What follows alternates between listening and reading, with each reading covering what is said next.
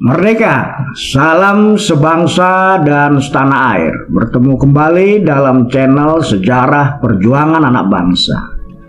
Inilah kisah dari Dr. Job tentang kehidupan Bung Karno di HBS Surabaya. Dr. Job yang nama aslinya M. Sucahyo adalah teman sekelas Bung Karno saat menempuh pendidikan di HBS Surabaya. Menceritakan kisah Soekarno yang sejak remaja telah memiliki kelebihan dari siswa HBS lainnya. Selama menempuh pendidikan di HBS Surabaya, Bung Karno memiliki banyak sahabat, baik dari warga pribumi maupun warga keturunan Eropa dan Belanda. Dr. Job, mantan siswa HBS Surabaya, nama lengkapnya adalah Dr. M. Sucahyo. Ia adalah dokter ahli paru-paru yang berdinas di Angkatan Laut Republik Indonesia. Meninggal di usianya yang ke-83 tahun. Melalui sebuah foto yang dibuat pada tahun 1919 atau 1920, berlokasi di depan gedung Society Panti Harsoyo, Dr. Job menjelaskan nama teman sekelasnya. Soekarno mengenakan belangkon dan berkain batik, duduk di sebelah kiri, diikuti oleh Herman Kartowisastro yang berprofesi sebagai pegawai jawatan kereta api, disusul oleh Gusti Muhammad Nur, seorang insinyur dan juga kelak menjadi seorang menteri. Berikutnya adalah Djoko Marsaid yang memegang topi HBS, teman sebangku Soekarno, menjadi ahli hukum dan guru besar di Universitas Erlangga. Diikuti oleh Sucahyo yang menjabat sebagai Direktur Pelabuhan dan Sarjono, seorang pegawai imigrasi Semarang. Posisi berdiri pertama tidak disebutkan namanya oleh Dr. Job, yang kemudian diikuti oleh Budiono, Gubernur pertama Jawa Tengah. Selanjutnya Sukirno, Gusti Muhammad Satta, seorang bangsawan dari Kalimantan. Berikutnya adalah M. Sucahyo atau Dr. Job. Di sampingnya berdiri Sumarto Singgi, pejuang gerilya yang meninggal dengan pangkat kolonel, diikuti oleh Askadiat Sutirto Sosro Harsono, anak Bupati Bangil. Berikutnya adalah Sumarsono dan Omar Said, namun yang lainnya tidak disebutkan namanya oleh Dr. Job. Siswa HBS memiliki tradisi untuk berfoto bersama di setiap tahun. Mereka mengambil lokasi di alun-alun Contong. Kegiatan ini dilakukan pada minggu ketiga setelah tahun ajaran baru. Dr. Job menjelaskan sejak di HBS, tanda-tanda Soekarno akan menjadi bapak bangsa telah terlihat.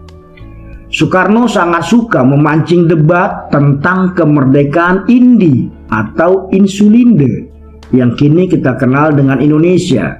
Dan memang pada masa itu nama Indonesia belum pernah disebutkan dan belum pernah dikenal oleh masyarakat. Dalam debat, Soekarno akan tampil berapi-api, suaranya lantang, terdengar sangat lancar. Setiap kata yang disampaikan didukung oleh argumentasi yang kuat. Soekarno juga sangat fasih berbahasa Belanda.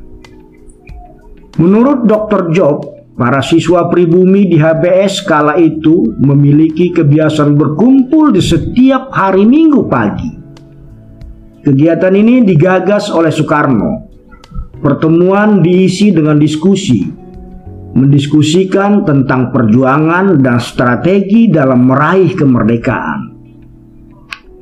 Setiap kata yang disampaikan harus diatur dengan sangat hati-hati, karena pembicaraan tentang kemerdekaan di masa Hindia Belanda merupakan pelanggaran hukum berat. Peserta debat akan memilih kata-kata yang tersamar pengganti kata kemerdekaan. Pada awalnya, debat selalu dilakukan di depan Panti Harsoyo karena tempat ini dianggap relatif aman. Pada masa itu, ada banyak mata-mata yang selalu mengawasi gerak-gerik setiap penduduk, bahkan gerak-gerik siswa HBS.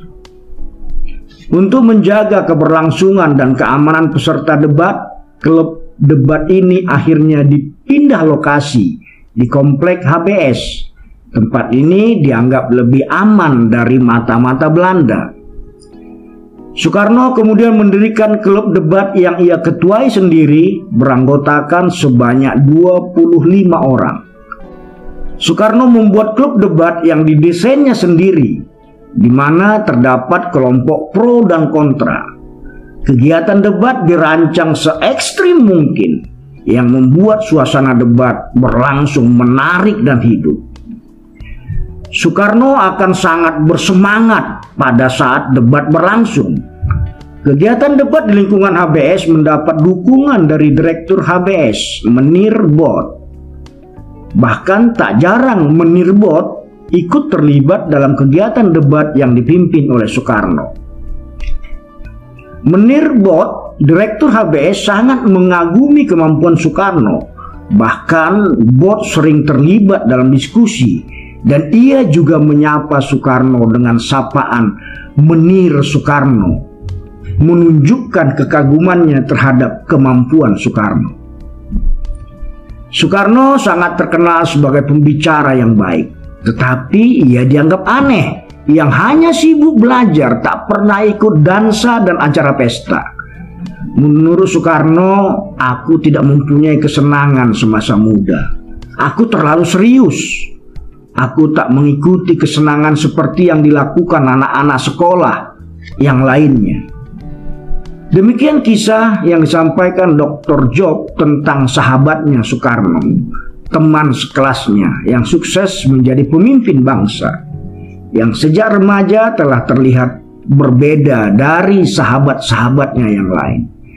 Soekarno adalah siswa yang handal dalam berargumen, memiliki kemampuan bahasa Belanda yang baik, serta telah tumbuh sebagai pemimpin bagi siswa lainnya. Terima kasih.